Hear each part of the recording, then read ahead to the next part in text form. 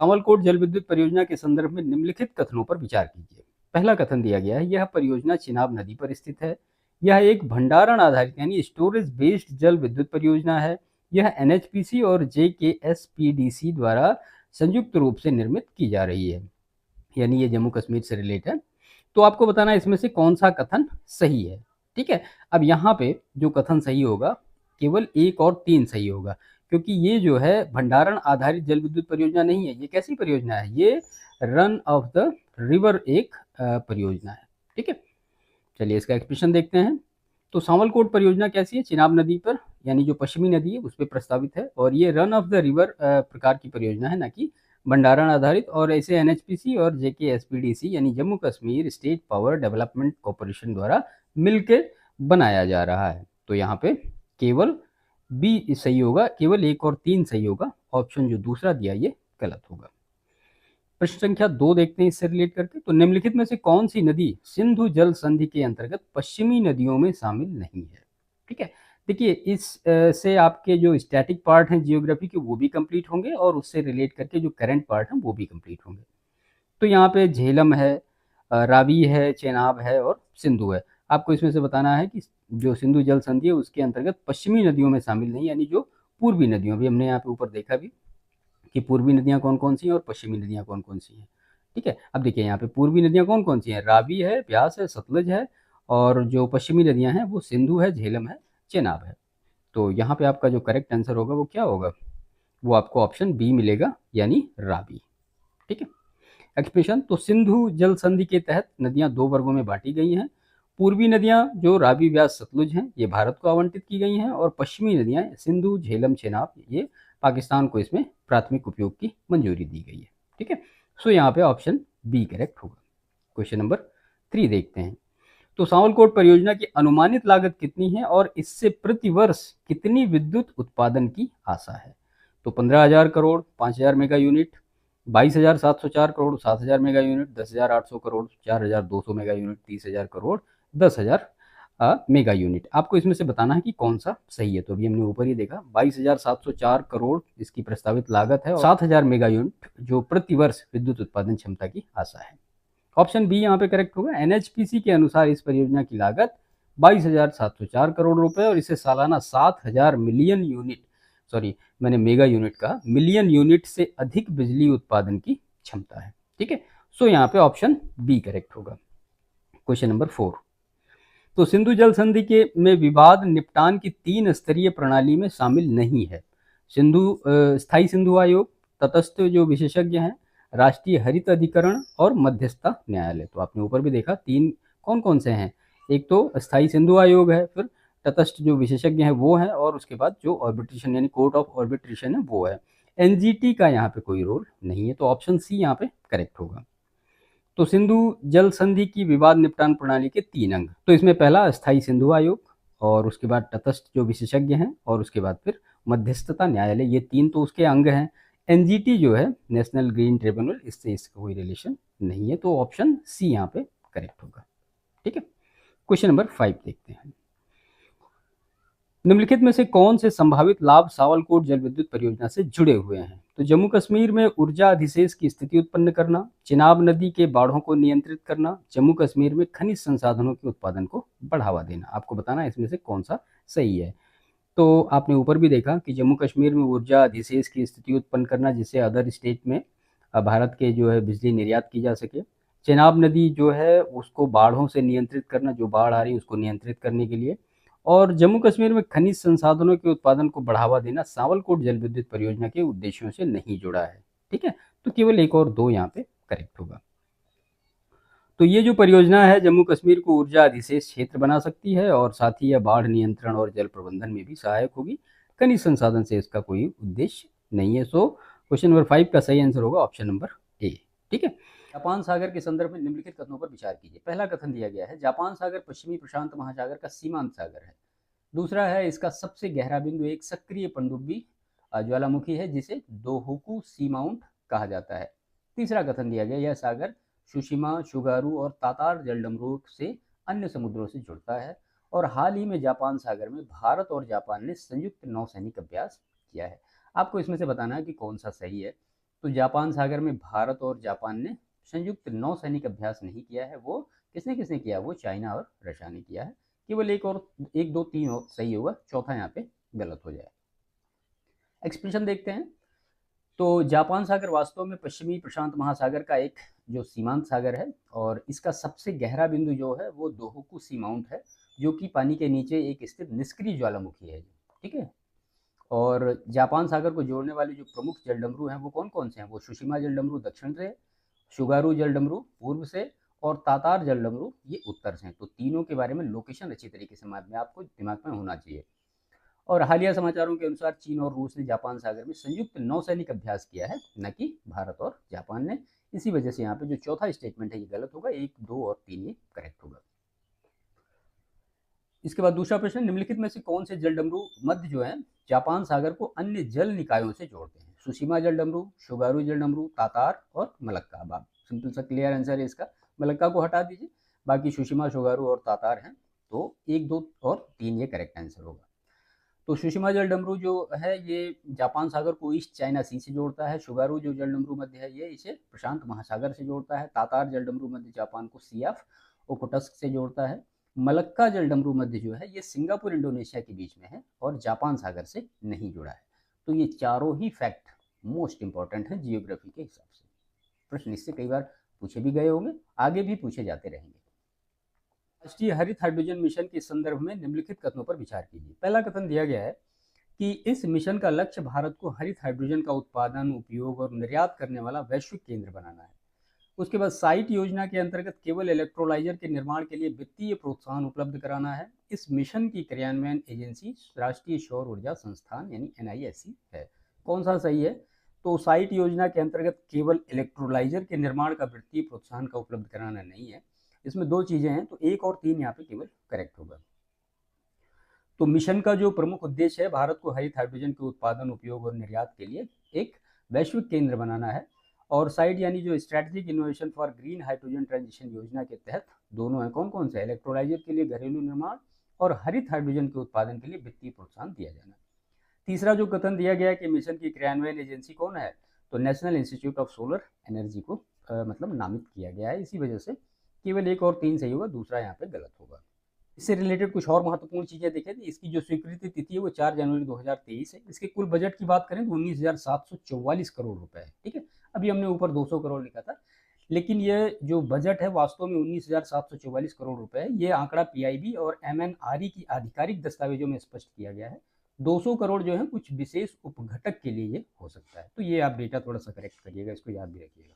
अवधि 2025-26 और जो इसके प्रमुख घटक हैं वो साइट योजना, सिप पहल, ग्रीन हाइड्रोजन हब, पायलट परियोजनाएं, गुणवत्ता अवसंरचना और फिर जो स्किल डेवलपमेंट है इससे रिलेट करके। तो ये थोड़ा सा क्लियर इसको रखिएगा।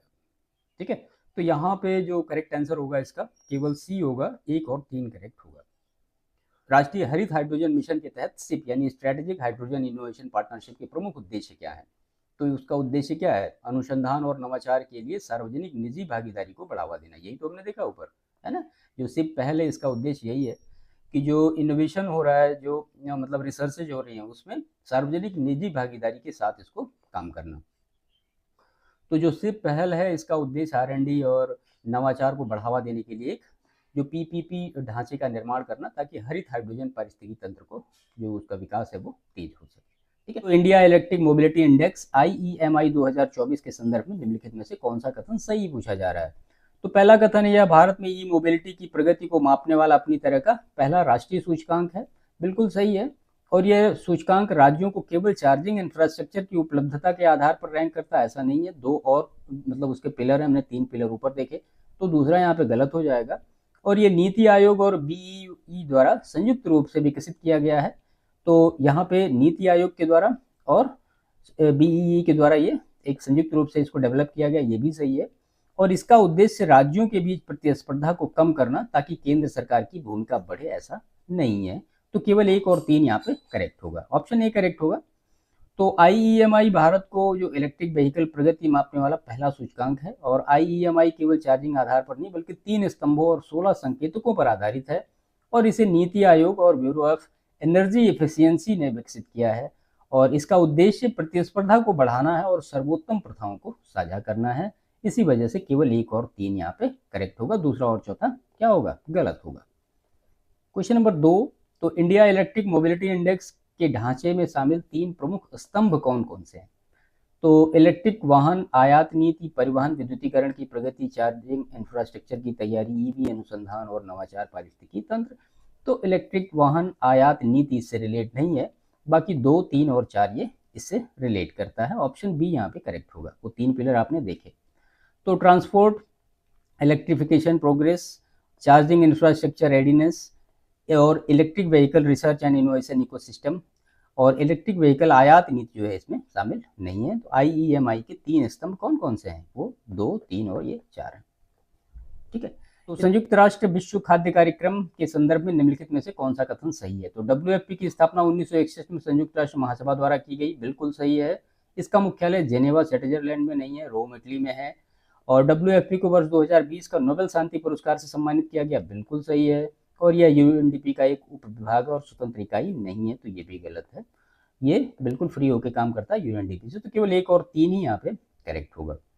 तो WFP की स्थापना 1961 में संयुक्त राष्ट्र महासभा के द्वारा की गई और इसका मुख्यालय रोम इटली में है। 2020 में इसे नोबेल पीस प्राइज मिला और WFP UNDP का हिस्सा नहीं है, ये एक स्वतंत्र निकाय है। इसी वजह से ऑप्शन ए यहाँ पे करेक्ट होगा। क्वेश्चन नंबर 2 देखते हैं। तो भारत और WFP के सहयोग के संबंध में हाल ही में कौन सी परियोजना प्रारंभ की गई? तो यहाँ पे जो करेक्ट आंसर होगा क्या, नेपाल में चावल संवर्धन और आपूर्ति श्रृंखला को सुदृढ़ करने की परियोजना, ये करंट सिनेरियो से रिलेट करती है। ऑप्शन बी करेक्ट होगा।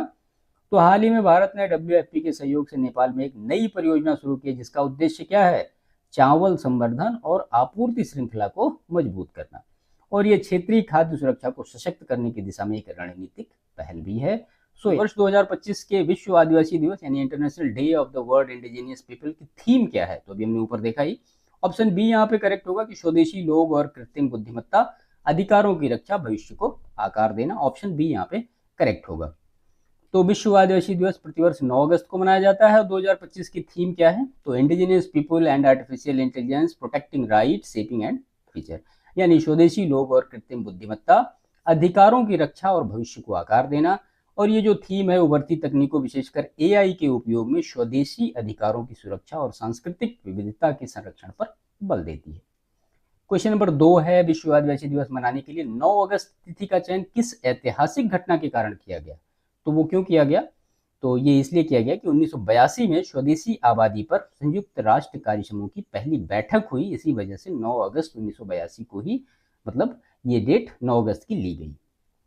तो 9 अगस्त 1982 को जेनेवा में मानवाधिकार संवर्धन एवं संरक्षण उपायोग के अंतर्गत स्वदेशी आबादी पर संयुक्त राष्ट्र कार्य समूह यानी UN working group of indigenous population की पहली बैठक हुई थी। और इस तिथि की स्मृति में ही दिसंबर 1994 में UNGA ने प्रतिवर्ष अंतर्राष्ट्रीय दिवस के रूप में मनाने का निर्णय लिया। और ये जो दिन है स्वदेशी लोगों के अधिकारों, सांस्कृतिक विरासत और सामाजिक आर्थिक विकास के मुद्दों पर ध्यान केंद्रित करता है। सो ऑप्शन सी यहाँ पे करेक्ट होगा। तो प्रधानमंत्री मातृ वंदना योजना के अंतर्गत दूसरे बच्चे के लिए 6,000 की एक मुश्त सहायता राशि कब दी जाती है? तो वो कब दी जाती है? तो यदि दूसरा बच्चा लड़की होगा तभी उसकी जो मतलब 6,000 की राशि है वो दी जाएगी, अदरवाइज नहीं दी जाएगी। तो PMMVY एक केंद्र प्रायोजित योजना है जो मिशन शक्ति की उप योजना सामर्थ्य के अंतर्गत चलती है, ये याद रखिएगा। और पहले बच्चे के लिए 5,000 2 किस्तों में और दूसरे बच्चे के लिए 6,000 एक मुश्त राशि, लेकिन जब दूसरा बच्चा लड़की हो। और ये जो प्रावधान है ये जेंडर स्पेसिफिक इंसेंटिव के रूप में इसको रखा गया है। ठीक है, तो यहाँ पे जो आंसर होगा वो बी करेक्ट होगा। क्वेश्चन नंबर 2 है, प्रधानमंत्री मातृ वंदना योजना के संबंध में निम्न में से कौन सा कथन सही है? तो ये योजना केवल BPL महिलाओं के लिए है। योजना के तहत जो राशि प्रत्यक्ष लाभ हस्तांतरण DBT के माध्यम से दी जा रही है और नियमित सरकारी कर्मचारी इस महिलाओं की योजना के पात्र नहीं है, ऐसा तो नहीं है। तो केवल 1 और 2 1 भी गलत होगा, केवल BPL महिलाएं ही नहीं, इसमें BPL महिलाओं के साथ साथ SC और ST जो महिलाएं उनको भी मिल रहा है। तो केवल 2 ही यहाँ पे करेक्ट होगा। तो जो PMMVY केवल BPL महिलाओं के लिए नहीं, SC ST, दिव्यांग, PMJAY, PM किसान, श्रम ई का जो ई श्रम कार्ड धारक हैं, मनरेगा जॉब कार्ड धारक हैं, या फिर जो 8 लाख से कम जिनकी वार्षिक आय है, वो सभी इस श्रेणी में आती हैं। और DBT के माध्यम से आधार सीडेड बैंक अकाउंट में भेजा जाएगा। और केंद्र है, राज्य सरकार, PSU या फिर जहाँ पे नियमित जॉब कर रही हैं जो महिलाएं हैं, या वो अन्य मातृत्व लाभ पहले से ले रही हैं वो अयोग्य साबित होंगी। तो ऑप्शन बी यहाँ पे करेक्ट होगा, केवल दूसरा ही सही। मुथुवन जनजाति का नाम किस कथन पर आधारित है? तो मुथुवन शब्द मलयालम का पहाड़ी शब्द है। मुथुवन लोग अपने राजा और अन्य वस्तुओं को अपने सिर पर उठाते थे।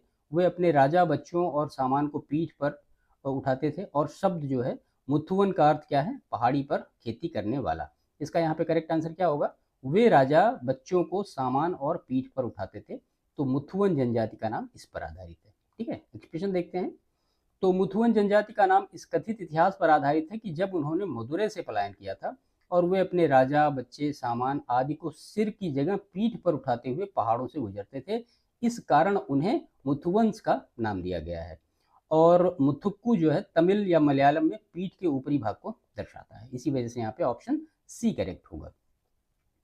क्वेश्चन नंबर 2 है, मुथुवन जनजाति की पारंपरिक शासन व्यवस्था को कौन सा नाम दिया जाता है? तो मुथुवन पंचायत प्रणाली या चावाड्या प्रणाली या कानी प्रणाली या फिर कुदीस प्रणाली। तो इसमें से कौन सा सही होगा? तो हमने ऊपर देखा जो गांव का मुखिया होता है उसको क्या कहा जाता है? कानी कहा जाता है। तो कानी सिस्टम पे ये पूरा डिपेंड होता है। तो मुथुवन जनजाति के प्रत्येक गांव का प्रशासन एक कानी नामक मुखिया के द्वारा संचालित होता है। और जो कानी प्रणाली है ये जनजाति की अनूठी शासन पद्धति है जिसके तहत नियम कायदे बनाए जाते हैं और उल्लंघन करने पर कठोर दंड भी कानी के द्वारा दिया जाता है। तो इनकी जो पारंपरिक शासन व्यवस्था है वो कानी प्रणाली पे मतलब डिपेंड है। क्वेश्चन नंबर 3 है, मुथुवन जनजाति की पारंपरिक आजीविका कौन सी है और वे मुख्य रूप से कौन कौन से फसलें उगाते हैं? तो शिकारी और वन उत्पाद संग्रह मुख्यतः चावल ज्वार और विरूप कृषि यानी स्थानांतरी कृषि जैसे रागी बाजरा गाजर आलू इत्यादि। स्थायी कृषि स्थायी खेती जिसमें चाय कॉफी और शकरकंद और पशुपालन और दलहन। तो ऑप्शन बी यहाँ पे करेक्ट होगा। विरूप कृषि मतलब एक सेफ्टिंग कल्टीवेशन का टाइप जिसमें रागी बाजरा और गाजर ये सब उगाते हैं।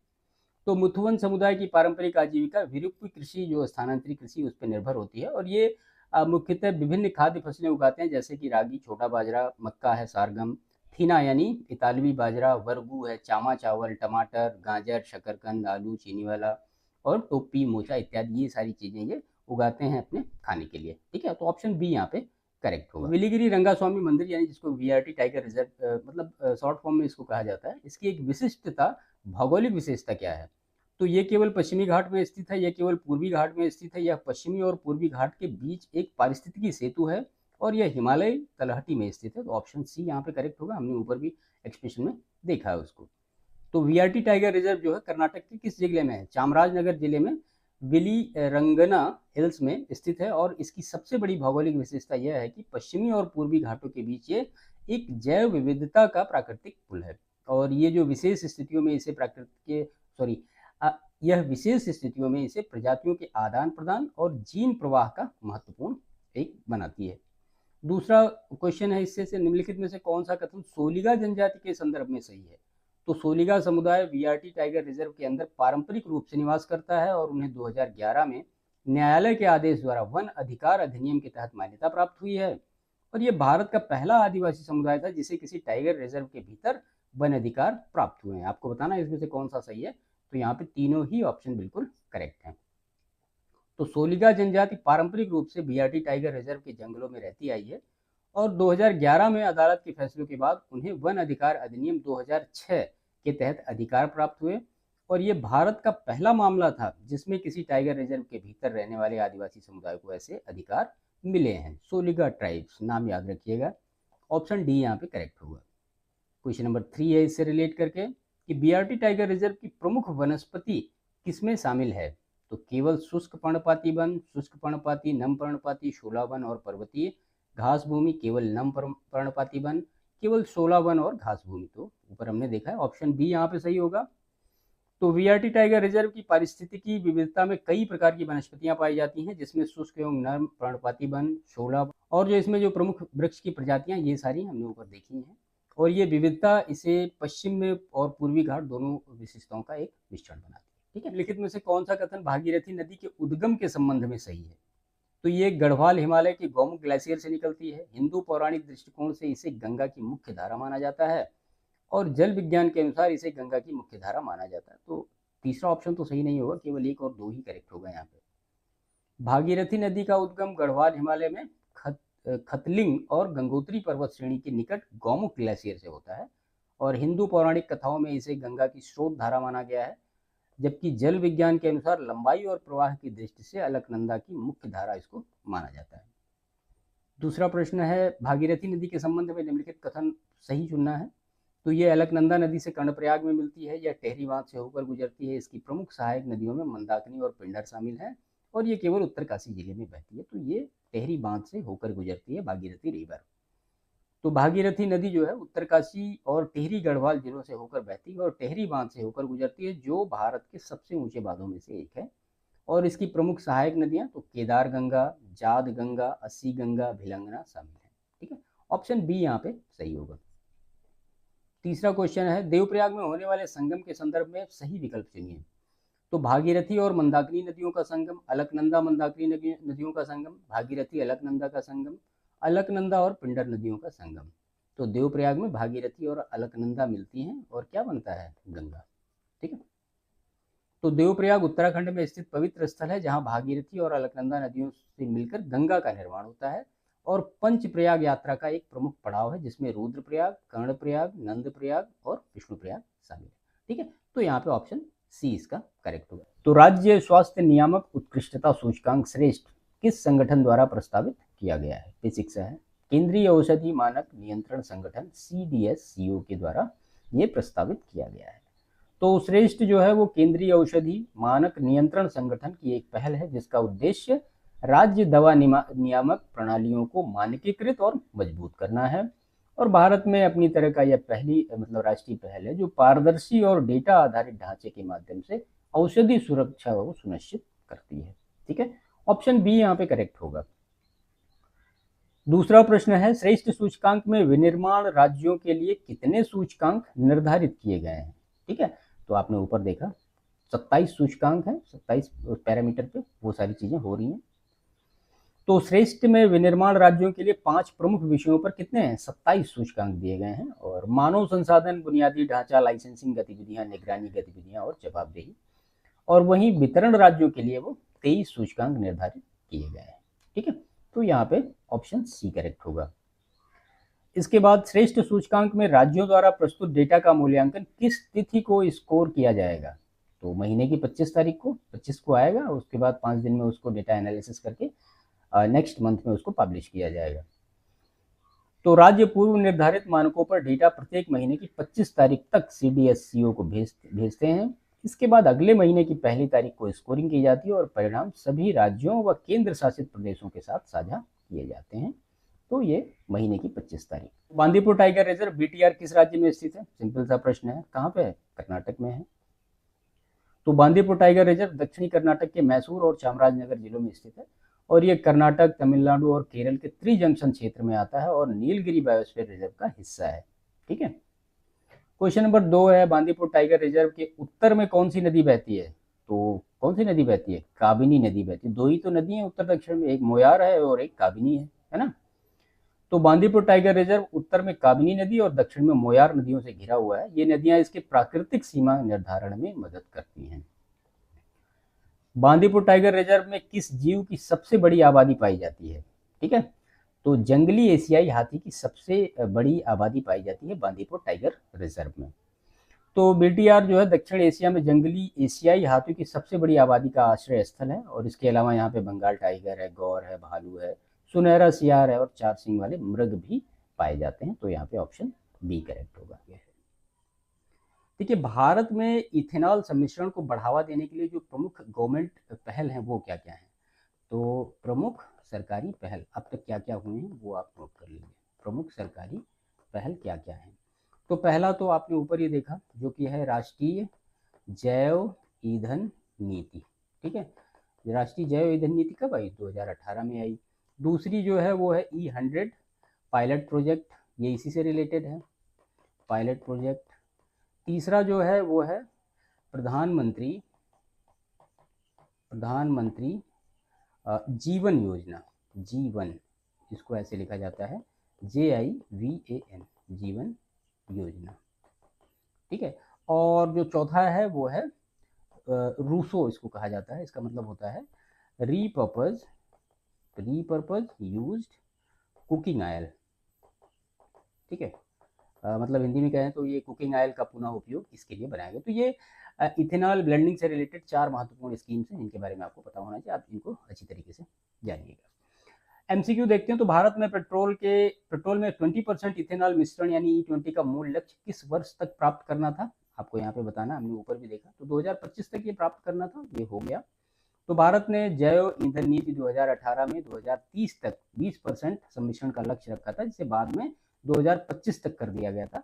और यह कदम आयातित तेल पर निर्भरता कम करने, विदेशी मुद्रा बचाने और पर्यावरणीय प्रदूषण के लिए एक महत्वपूर्ण माना गया है।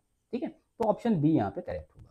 दूसरा प्रश्न है, लोकल सर्किल सर्वेक्षण 2023 के अनुसार कितने प्रतिशत पेट्रोल वाहन मालिकों ने E20 ईंधन को कम माइलेज और अधिक रखरखाव लागत के कारण अस्वीकार किया? ठीक है, तो 3 में से 2 ने ये किया है। ये सर्वेक्षण हुआ था लोकल सर्किल का सर्वेक्षण 2023 का। तो लोकल सर्किल के 2023 सर्वेक्षण में लगभग 2/3 वाहन मालिकों ने E20 ईंधन का विरोध किया है। कारण क्या था? कम माइलेज, अधिक रखरखाव लागत और तकनीकी समस्याएं। तो ये दिखाता है कि नीति स्तर पर लक्ष्य हासिल करने के बावजूद उपभोक्ता स्तर पर व्यवहारिक चुनौतियां भी मौजूद हैं। ऑप्शन सी यहाँ पे करेक्ट होगा।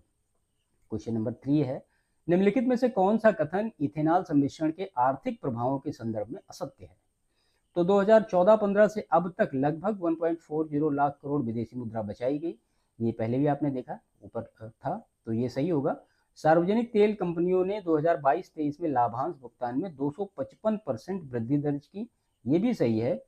और पेट्रोल की कीमतों में उपभोक्ताओं को औसतन 25% कमी का लाभ मिला। ठीक है, बल्कि ऊपर हमने देखा कि ये क्या रहा, फिक्स्ड रहा, स्थिर रहा, इसमें ना तो कमी हुई ना तो कोई ऊपर गया नहीं नीचे आया। तो यहाँ पे केवल 3 जो होगा ये असत्य होगा। और लाभ का वितरण उपभोक्ताओं और कंपनियों के बीच समान नहीं रहा, ये भी सही है। तो इथेनॉल सम्मिश्रण से भारत ने लगभग 1.40 लाख करोड़ विदेशी मुद्रा बचाई और तेल कंपनियों को बड़ा लाभ मिला, किंतु उपभोक्ताओं को अपेक्षित राहत नहीं मिली क्योंकि पेट्रोल कीमत में केवल 2% की कमी दर्ज हुई। इससे स्पष्ट है कि लाभ वितरण क्या रहा, असमान रहा। ऑप्शन सी करेक्ट होगा, यह सत्य है। क्वेश्चन नंबर 4 है, गन्ने की खेती से जुड़े पर्यावरणीय प्रभावों के संबंध में कौन सा कथन सही है? तो यहाँ पे प्रति टन गन्ने की खेती में 60 से 70 टन पानी की खपत होती है, बिल्कुल सही है। और भारत की लगभग 30% भूमि पहले ही बंजर है, ये भी सही है। और जल गहन खेती मरुस्थलीकरण का खतरा बढ़ाती है, ये भी सही है। तो यहाँ पे जो ऊपर तीनों हैं वो सभी सही है। तो गन्ने की खेती जल गहन है और जहाँ प्रति टन गन्ना उत्पादन करने के लिए 60 से 70 टन पानी लगता है। और भारत की लगभग 30% भूमि पहले से ही बंजर है। जल गहन खेती भूजल संकट और मरुस्थलीकरण को और गंभीर बना रही है। इससे पर्यावरणीय असंतुलन और कृषि संकट बढ़ सकता है। तो सभी यहाँ पे सही होगा। क्वेश्चन नंबर 5, भारत ने 2030 तक कुल वाहन बिक्री में इलेक्ट्रिक वाहनों की कितने प्रतिशत हिस्सेदारी का लक्ष्य रखा है? तो वो कितना रखा है? वो 30% का रखा है। तो भारत का लक्ष्य 2030 तक वाहन बिक्री का 30% इलेक्ट्रिक वाहनों को करना है और अभी ये कितना है? 7.6%। इलेक्ट्रिक वाहनों से प्रदूषण घटाने, तेल आयात कम करने और सतत विकास की दिशा में प्रगति की उम्मीद है, किंतु अवसंरचना और लागत जैसी चुनौतियां बनी हुई हैं। ठीक है, तो यहाँ पे कौन सा सही होगा? ऑप्शन सी केवल करेक्ट होगा।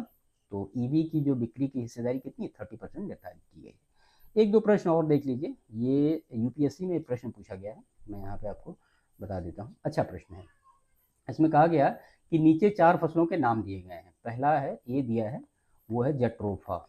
अच्छा प्रश्न है, इसीलिए मैं लिख रहा हूँ। दूसरा है मक्का और सी ऑप्शन में है पोंगमिया। ठीक है, और डी ऑप्शन दिया गया है सूरजमुखी। इसमें से ये कहा गया कि आप ये बताइए कि किसकी खेती इथेनॉल के लिए की जा सकती है? जट्रोफा, मक्का, पेंगोमिया और सूरजमुखी। तो यहाँ पे मक्का की खेती जो है ये इथेनॉल के लिए की जा सकती है, केवल मक्का ही करेक्ट आंसर होगा।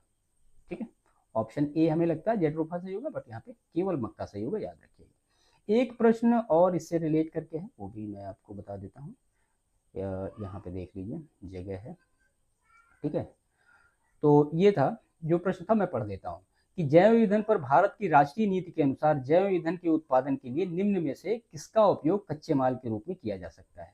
अब उसमें पहला था कसावा, दूसरा था गेहूं के फूटे दाने, और तीसरा था इसमें मूंगफली के बीज,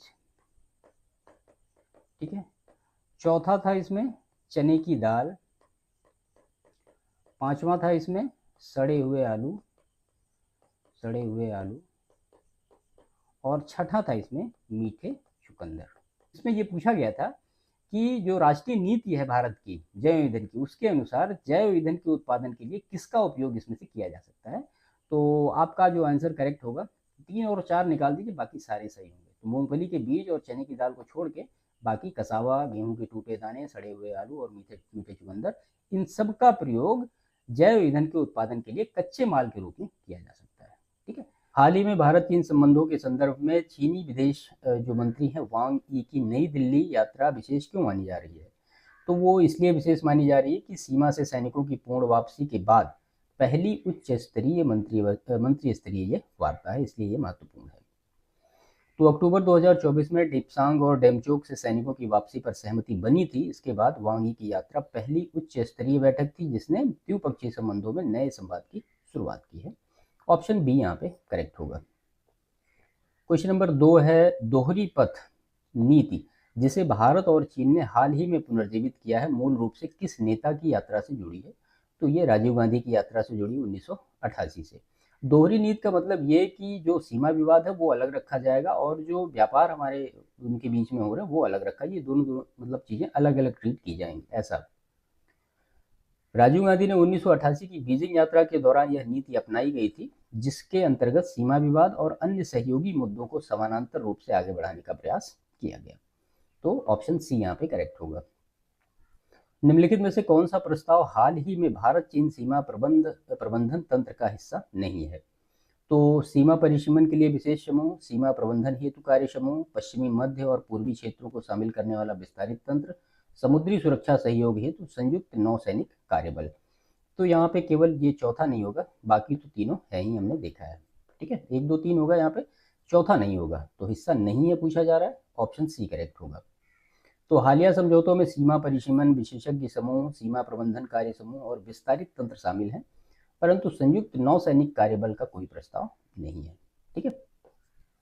इसके बाद क्वेश्चन नंबर 4 है भारत चीन संबंधों में विश्वास की कमी के प्रमुख कारणों में से कौन सा गलत है। तो यहाँ पे बार बार चीनी घुसपैठ, देपसांग, चुमार, डोकलाम और चीन पाकिस्तान सैन्य गठजोड़, चीन द्वारा ब्रह्मपुत्र पर विशाल बांध और भारत द्वारा रीजनल कॉम्प्रहेंसिव इकोनॉमिक पार्टनरशिप समझौते में शामिल होना। तो ऑप्शन डी यहाँ पे ये गलत होगा, बाकी ये तो तीनों है। तो भारत ने RECP समझौते में शामिल होने से परहेज किया था और अन्य जो सभी कारण दिए, सीमा तनाव, चीन पाकिस्तान गठजोड़, जल सुरक्षा जोखिम, विश्वास की कमी का ये मूल कारण है। ठीक है, ऑप्शन डी यहाँ पे करेक्ट होगा। क्वेश्चन नंबर 5 है हाल ही में भारत चीन द्विपक्षीय सहयोग के संदर्भ में कौन सी पहल तय की गई है। तो सीधी उड़ानों को पुनः आरंभ करना, सीमा व्यापार पुनः खोलना, साझा नदियों पर जल सूचना उपलब्ध कराना, संयुक्त रक्षा उत्पादन समझौता। इसमें से पूछा जा रहा है कि कौन कौन सा द्विपक्षीय सहयोग के लिए तय किया गया है। तो ये संयुक्त रक्षा उत्पादन समझौता नहीं किया गया, बाकी और तीनों है। ऑप्शन बी यहाँ पे करेक्ट होगा। तो दोनों देशों ने सीधी उड़ान की बहाली, सीमा व्यापार पुनः शुरू करने और साझा नदियों पर सहयोग की सहमति जताई है, परंतु संयुक्त रक्षा उत्पादन का कोई समझौता नहीं हुआ है। सो ऑप्शन बी यहाँ पे केवल करेक्ट होगा। प्रोजेक्ट टाइगर के बारे में देखते हैं। इससे जो हमारा स्टैटिक पार्ट है इन्वायरमेंट का, उसको हम यहाँ पे लिंक करते हैं। तो प्रोजेक्ट टाइगर क्या होता है, देखिए कई बार प्रश्न पूछे गए इससे। तो देखिए इसका मतलब ये है कि बाघों की संख्या में गिरावट को देखते हुए भारत में पहली बार 1972 में इसकी गणना की गई और 1969 में IUCN के 10वें अधिवेशन में ये निर्णय लिया गया। ठीक है, तो IUCN के 10वें अधिवेशन में ये निर्णय लिया गया। ठीक है,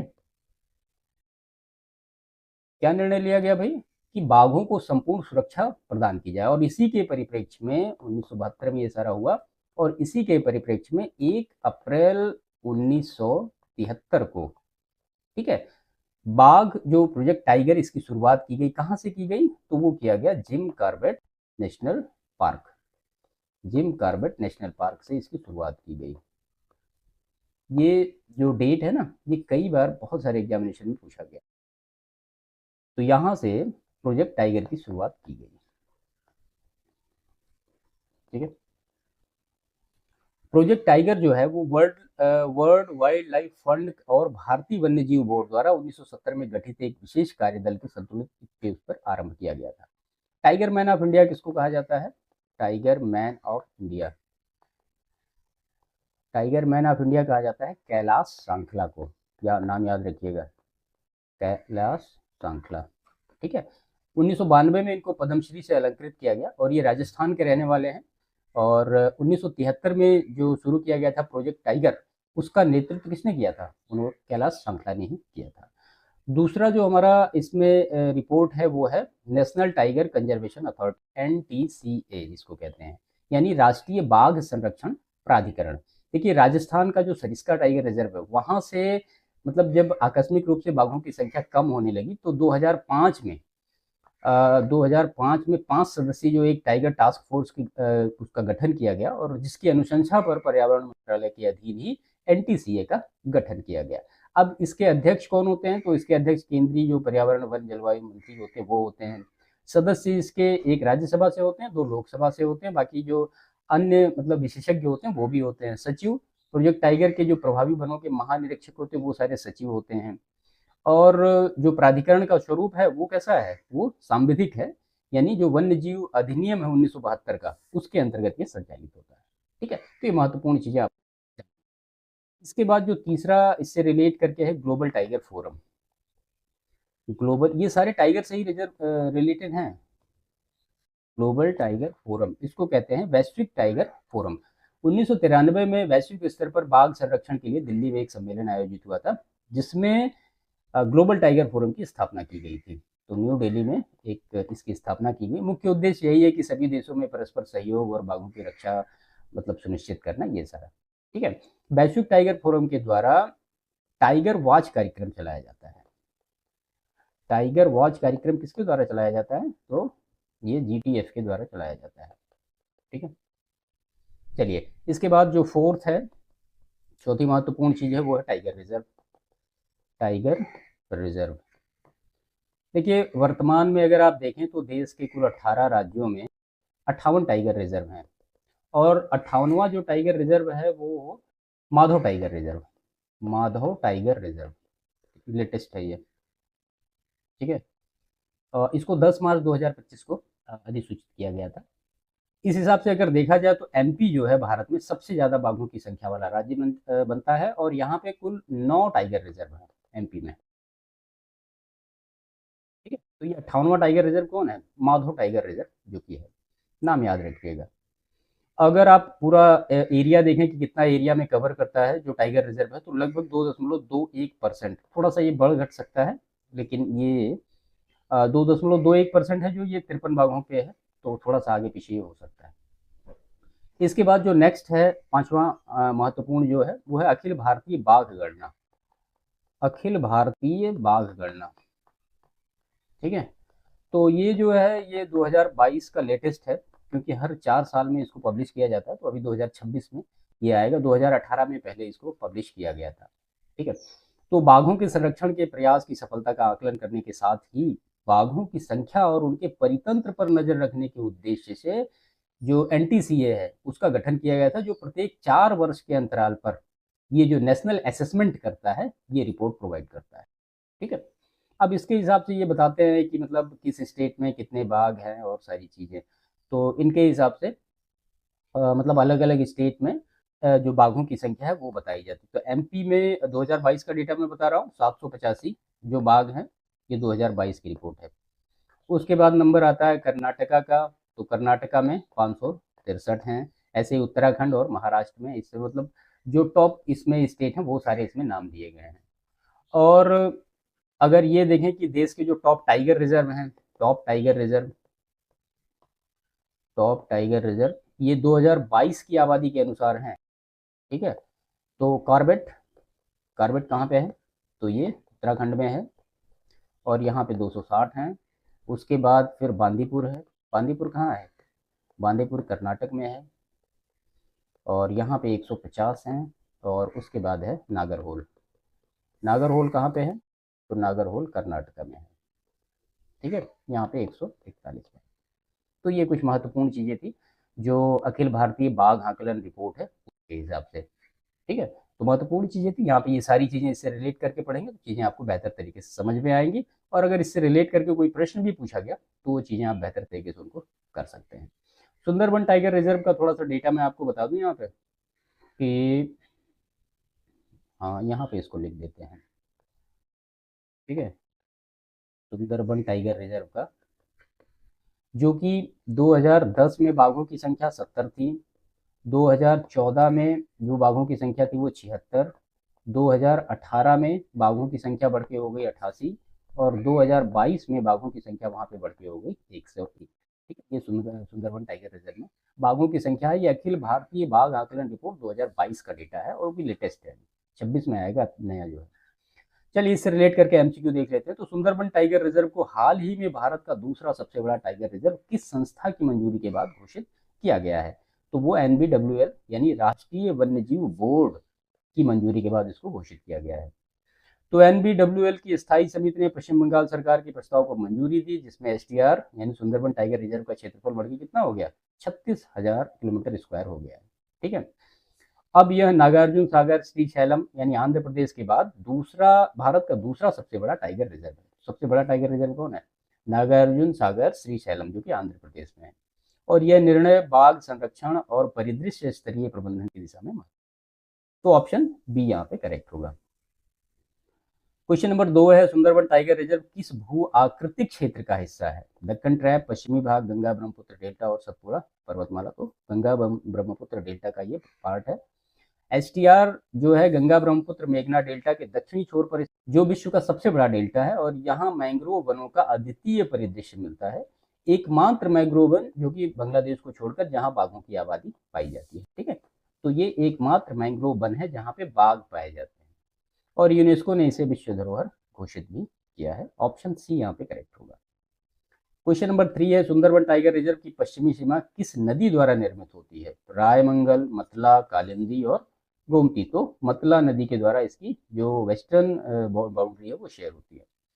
सुंदरबन टाइगर रिजर्व की सीमाएं नदियों और समुद्र से परिभाषित होती हैं। पश्चिम में मतला नदी है जो दक्षिण 24 परगना वन प्रभाग से सीमा है, और पूर्व में भारत बांग्लादेश सीमा रायमंगल कालिंदी नदियां, दक्षिण में बंगाल की खाड़ी, और उत्तर पश्चिम में विद्या और गोमती नदियां हैं। तो ये पूरा लोकेशन है सुंदरबन टाइगर रिजर्व का। क्वेश्चन नंबर 4 है, निम्नलिखित में से कौन सी प्रजाति सुंदरबन टाइगर रिजर्व में पाई जाती है? गंगा डॉल्फिन, इरावदी डॉल्फिन, खारे पानी का मगरमच्छ और हिमालयन मोनाल। तो ये नहीं पाया जाता है, बाकी तो तीनों पाए ही जाते हैं। तो सुंदरबन टाइगर रिजर्व में रॉयल बंगाल टाइगर के साथ गंगा व इरावदी डॉल्फिन, खारे पानी की मगरमच्छ, खारे पानी का मगरमच्छ, मछली पकड़ने वाली बिल्ली, किंग कोबरा और जल मॉनिटर छिपकली पाई जाती है। हिमालयन मोनाल केवल ऊंचाई वाले क्षेत्रों में पाए जाते हैं, इसी वजह से केवल 1, 2 और 3 सही है। क्वेश्चन नंबर 5 है, सुंदरबन टाइगर रिजर्व के विस्तार का प्रमुख उद्देश्य क्या है? तो पर्यटन को बढ़ावा देना, स्थानीय मत्स्य उद्योग को बढ़ावा देना, बाघ व अन्य जैव विविधता के संरक्षण हेतु एकीकृत प्रबंधन, सीमा सुरक्षा को मजबूत करना। तो बाघ और अन्य जैव विविधता के संरक्षण के लिए एकीकृत, ये इसका उद्देश्य है। तो एसटीआर विस्तार का उद्देश्य कोर बफर क्षेत्र को एकीकृत संरक्षण छतरी के नीचे लाना है। इससे बाघों व मैंग्रोव पारिस्थितिकी का संरक्षण, मानव वन्यजीव संरक्षण प्रबंधन, एंटी पोचिंग उपाय और जलवायु आपदा से निपटने की क्षमता बढ़ेगी, और यह भारत बांग्लादेश ट्रांस बाउंड्री संरक्षण सहयोग को भी सुदृढ़ करेगा। ठीक है, तो हाल ही में समाचारों में रहा मुदुमलाई टाइगर रिजर्व कहाँ स्थित है? सिंपल सा प्रश्न है, तमिलनाडु नीलगिरी जिले में स्थित है। कई बार पहले भी ये प्रश्न पूछा जाता रहा होगा, आगे भी आने की संभावना है इसकी। तो एमटीआर अब आने की क्यों संभावना है? क्योंकि जो करंट का न्यूज है ना, ये ऑस्कर जो विजेता डॉक्यूमेंट्री है द एलिमेंट विस्पर, इससे रिलेट करके स्टैटिक पार्ट को भी पढ़ना हमें बहुत जरूरी होता है, क्योंकि कई बार करंट से रिलेट करके प्रश्न वहां से बनते हैं और उसी पार्ट को स्टैटिक पार्ट में भी पूछ लिया जाता है। ठीक है, तो जो मुदुमलाई टाइगर रिजर्व है तमिलनाडु के नीलगिरी जिले में स्थित है, और ये कर्नाटक, केरल और तमिलनाडु के त्रि जंक्शन पर फैला हुआ है। मुदुमलाई टाइगर रिजर्व निम्नलिखित में से किसका हिस्सा है? तो Seshachalam biosphere reserve, Nilgiri biosphere reserve और पश्चिमी घाट बायोस्फीयर रिजर्व और सुंदरवन बायोस्फीयर रिजर्व। तो किसका हिस्सा भैया? वो नीलगिरी बायोस्फीयर रिजर्व का हिस्सा, हमने पहले ही देखा है इसको। ठीक है, तो एमटीआर भारत के प्रथम biosphere reserve Nilgiri biosphere reserve का हिस्सा है, जिसे यूनेस्को ने भी मान्यता दी है। ऑप्शन बी यहाँ पे करेक्ट होगा। चलिए, मुदुमलाई टाइगर रिजर्व से होकर बहने वाली प्रमुख नदी कौन सी है? सिंपल सा है, मोयार नदी, है ना। तो मोयार नदी रिजर्व से होकर बहती है, यानी मुदुमलाई टाइगर रिजर्व से बहती है और स्थानीय पारिस्थितिकी व वन्य जीव संरक्षण में महत्वपूर्ण भूमिका निभाती है। मोयार रिवर। क्वेश्चन नंबर 4 है, निम्नलिखित में से कौन से जीव मुदुमलाई टाइगर रिजर्व में पाए जाते हैं? एशियाई हाथी, गौर, 4 सींग वाला मृग और जंगली कुत्ते। तो इसमें से कौन कौन से पाए जाते हैं? इसमें से सभी पाए जाते हैं, आपने ऊपर देखा है एक्सप्रेशन में। तो जो एमटीआर में हाथी, गौर और 4 सींग वाला मृग, भौंकने वाला हिरण, बाघ, तेंदुआ और जंगली कुत्ते सभी पाए जाते हैं। इस वजह से 1, 2, 3, 4 सारे ही ऑप्शन करेक्ट होंगे। ऑस्कर विजेता डॉक्यूमेंट्री द एलिमेंट विस्पर का फिल्मांकन कहाँ किया गया था? तो वो किया गया था मुदुमलाई टाइगर रिजर्व में। ठीक है, तो इसका जो फिल्मांकन था वो टी पकाडू एलिफेंट कैंप में किया गया था, जो कि एशियाई हाथियों के संरक्षण के लिए प्रसिद्ध है। ठीक है, गोरुमारा राष्ट्रीय उद्यान कहाँ स्थित है? सिंपल, पश्चिम बंगाल में। अब तो सभी प्रश्नों के जवाब आप दे सकते हैं। तो पश्चिम बंगाल के जलपाईगुड़ी जिले में स्थित है और ये पूर्वी हिमालय की तलहटी में डुआर्स के तराई क्षेत्र में फैला है। 1992 में इसको नेशनल पार्क घोषित किया गया और ये मुख्य रूप से एक सींग वाले गैंडे और अन्य जैव विविधता के लिए प्रसिद्ध है। एक सींग वाले जो गैंडे हैं की सबसे बड़ी आबादी कहाँ पाई जाती है? ठीक है, तो हमने पहले ही कहा कांजीरंगा राष्ट्रीय उद्यान में। तो भारत के असम में स्थित कांजीरंगा राष्ट्रीय उद्यान एक जो बड़ा एक सींग वाला गैंडा है, सबसे सुरक्षित आवास है, जहां लगभग 2400 गैंडे पाए जाते हैं और IUCN की रेड लिस्ट में इसको वल्नरेबल यानी असुरक्षित की श्रेणी में सूचीबद्ध किया गया है। ऑप्शन सी यहाँ करेक्ट होगा। गोरुमारा राष्ट्रीय उद्यान को किस वर्ष राष्ट्रीय उद्यान का दर्जा दिया गया? 1992 में दिया गया। देखिए, प्रश्न परीक्षा में लगभग ऐसे ही पूछे जाते हैं। गोरुमारा को 1992 में नेशनल पार्क बनाया गया और इससे पहले ये क्या था? वन्य जीव अभ्यारण्य था। क्षेत्रफल 79.45 वर्ग किलोमीटर और यह साल, वनों, घास के मैदानों, उष्ण कटिबंधीय आर्बिट की प्रजातियों के लिए जाना जाता है। That is your answer correct is 1992।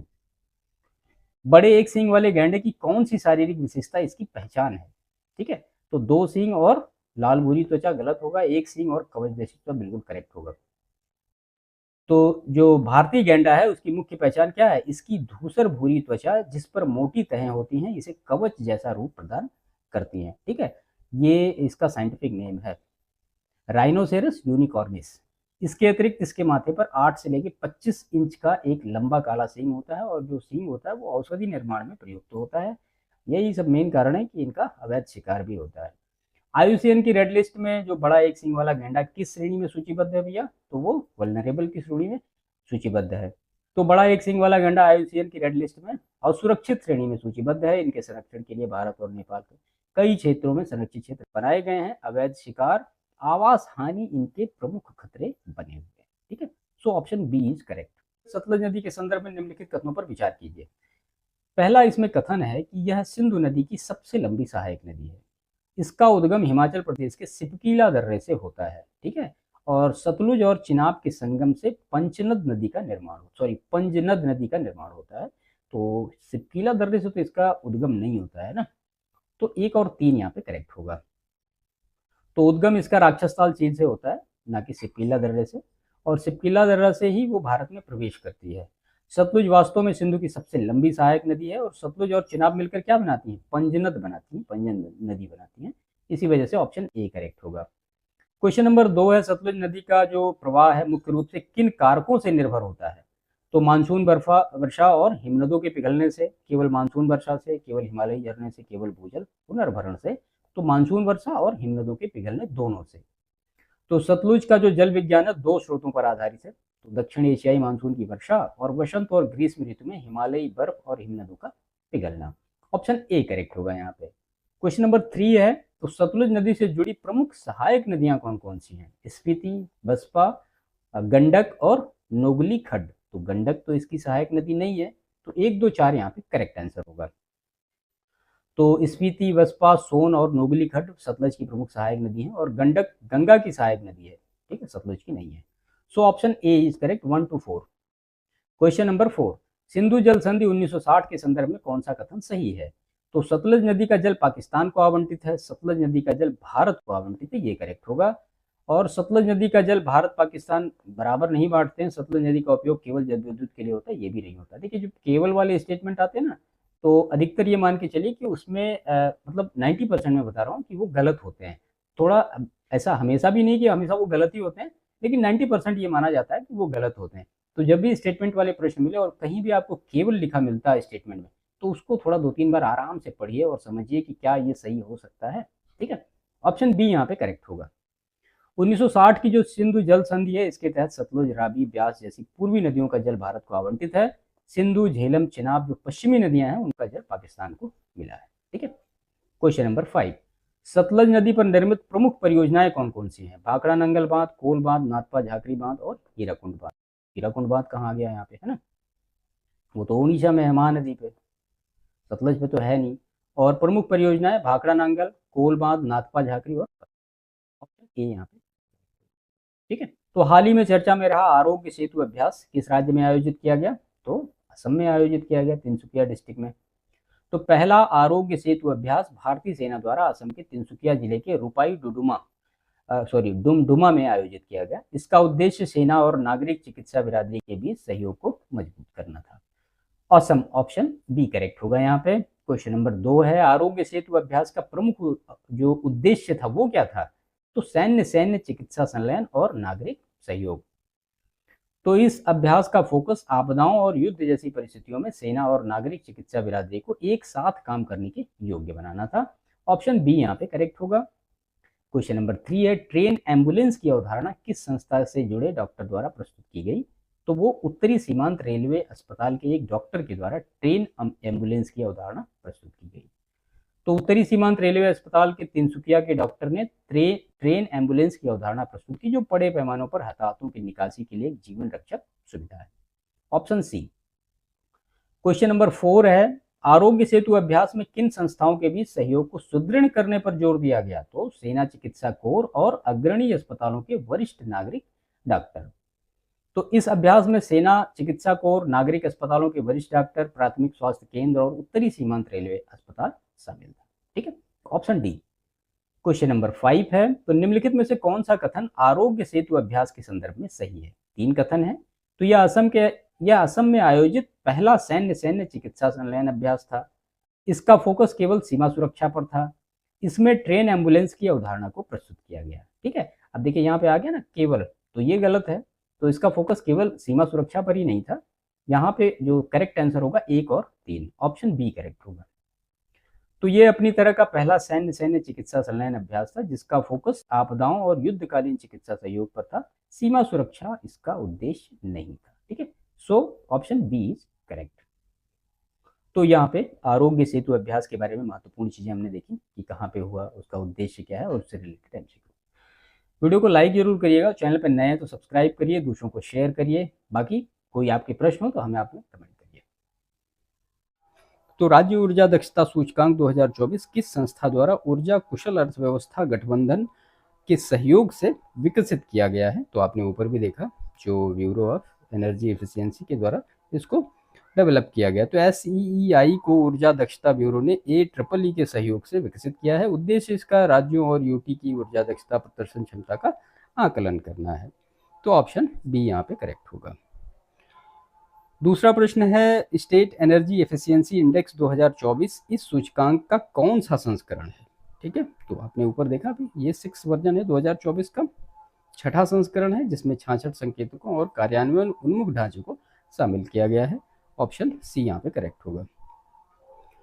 State energy efficiency index 2024 में 15 MTOE, ठीक है, यानी million tons of oil equivalent ऊर्जा खपत श्रेणी में शीर्ष प्रदर्शन करता कौन सा राज्य रहा? तो कौन सा रहा? वो महाराष्ट्र टॉप पे रहा। फर्स्ट ग्रुप 1 में 15 MTOE श्रेणी में शीर्ष स्थान प्रदर्शन करता माना गया महाराष्ट्र को। ठीक है, option B. State energy efficiency index 2024 के अनुसार कितने राज्यों ने ऊर्जा संरक्षण भवन संहिता ECBC 2017 को अधिसूचित किया है? तो वो कितने हैं? हमने ऊपर देखा 24 ऐसे स्टेट हैं जिन्होंने ये किया है। तो कुल 24 राज्यों ने energy conservation building code ECBC 2017 को अधिसूचित किया है, जो भवन क्षेत्र में ऊर्जा दक्षता सुधार का बड़ा कदम है। ठीक है, क्वेश्चन नंबर 5 है, स्टेट एनर्जी एफिशिएंसी इंडेक्स 2024 के अंतर्गत किस राज्य ने सौर ऊर्जा चलित कृषि पंपों को अपनाने में 74% की सर्वाधिक दर प्राप्त की है? कौन है वो स्टेट? वो केरल है। तो केरल ने सौर ऊर्जा चलित कृषि पंपों में सबसे अधिक 74% अपनाने की दर प्राप्त की है, जिससे वह इस श्रेणी में अग्रणी राज्य बना है। ठीक है, तो ये 5 प्रश्न थे इस टॉपिक से रिलेटेड, जो कि स्टेट एनर्जी एफिशिएंसी इंडेक्स 2024 जारी किया गया, इसके द्वारा जारी किया गया, और सारी जो महत्वपूर्ण चीज़ें थी वो हमने यहाँ पे देखी। ठीक है, तो वीडियो को लाइक करिएगा, चैनल पे नए हैं तो चैनल को सब्सक्राइब करिएगा। ऐसे डेली करंट अफेयर के जो कंटेंट है वो आपको मिलते रहेंगे। तो पीएम स्वनिधि योजना किस वर्ष प्रारंभ की गई? तो आपने ऊपर ही देखा, ये 2020 में इसको फर्स्ट टाइम प्रारंभ किया गया। 1 जून 2020 को कोविड-19 महामारी के दौरान जो रेहड़ी पट्टी वाले लोग थे वो प्रभावित हुए, तो उनको वर्किंग कैपिटल लोन प्रोवाइड करने के लिए इस योजना की शुरुआत की गई थी, और उद्देश्य था कि उन्हें आर्थिक स्थिरता और आत्मनिर्भरता प्रदान करना। ऑप्शन सी, पीएम स्वनिधि योजना को कौन सा मंत्रालय कार्यान्वित कर रहा है? तो यहाँ पे ऑप्शन बी करेक्ट होगा, आवास और शहरी कार्य मंत्रालय। तो आवास और शहरी कार्य मंत्रालय और वित्तीय सेवा विभाग के सहयोग से इसका क्रियान्वयन किया जा रहा है, और डीएफएस बैंकों और वित्तीय संस्थानों के माध्यम से ऋण वितरण और क्रेडिट कार्ड की सुविधा प्रदान की जाती है। ऑप्शन बी, क्वेश्चन नंबर 3 है, पुनर्गठित पीएम स्वनिधि योजना में प्रथम किस्त का ऋण कितना कर दिया गया है? तो जो पहले 10,000 था उसको बढ़ा के कितना कर दिया गया? 15,000, और जो द्वितीय किस्त का था 20,000 उसको बढ़ा के कितना कर दिया गया? 25,000, और जो थर्ड किस्त थी उसको नहीं बढ़ाया गया है, वो 50,000 का 50,000 ही है। तो तीनों याद रखिएगा। तो प्रथम किस्त का जो ऋण है वो 10,000 से बढ़कर 15,000 कर दिया गया, द्वितीय जो किस्त है वो 25,000, और तृतीय किस्त 50,000 पर स्थिर है। यह परिवर्तन स्ट्रीट वेंडरों को व्यवसाय विस्तार हेतु अधिक वित्तीय सहयोग प्रदान करता है। ठीक है, ऑप्शन सी यहाँ पे करेक्ट होगा। पीएम स्वनिधि योजना में डिजिटल लेन देन को बढ़ावा देने हेतु वेंडरों को अधिकतम कितना कैशबैक प्रोत्साहन दिया जाता है? तो 1,600 रुपए का ये दिया जाता है। डिजिटल इंडिया को प्रोत्साहित करने और वित्तीय समावेशन बढ़ाने हेतु योजना में डिजिटल लेन देन पर अधिकतम 1,600 तक का कैशबैक प्रोत्साहन दिया जाता है। उद्देश्य इसका है कि स्ट्रीट वेंडरों को डिजिटल भुगतान अपनाने और औपचारिक वित्तीय प्रणाली से इनको जोड़ना। ऑप्शन डी, पीएम स्वनिधि योजना में एफएसएसआई की भूमिका क्या है? तो स्ट्रीट फूड विक्रेताओं को स्वच्छता और खाद्य सुरक्षा प्रशिक्षण देना, ये एफएसएसएआई की भूमिका है पीएम स्वनिधि योजना में। तो भारतीय खाद्य सुरक्षा एवं मानक प्राधिकरण योजना इसके अंतर्गत स्ट्रीट फूड विक्रेताओं के लिए मानक स्वच्छता और खाद्य सुरक्षा प्रशिक्षण प्रदान करता है। उद्देश्य खाद्य गुणवत्ता में सुधार और उपभोक्ताओं के स्वास्थ्य की सुरक्षा सुनिश्चित करना है। सो ऑप्शन सी यहाँ पे